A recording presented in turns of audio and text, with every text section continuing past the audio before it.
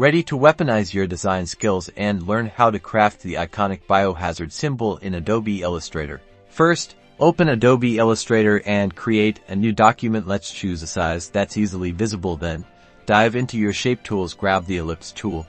It's your best friend for this project. Click and drag to draw an oval shape. Don't worry about perfection just yet.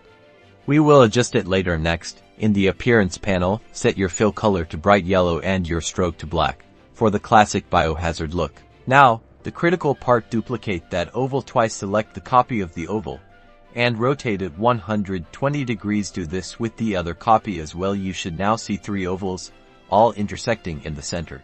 Select all 3 ovals and head over to your Pathfinder panel. If you don't see it, go to Window and click Pathfinder. Click the Unite option. This merges all of the intersected ovals into one unified shape. Now, grab the pen tool. With this tool, click in the center of your shape, and starting there, make a diagonal line across. Repeat this with another line the other way to make a distinct element of the Biohazard shape. You're almost there. Adjust the line thickness to match the stroke around the outside of the symbol. There you have it. A perfect Biohazard symbol. Remember to save your work. You've mastered a crucial graphic element.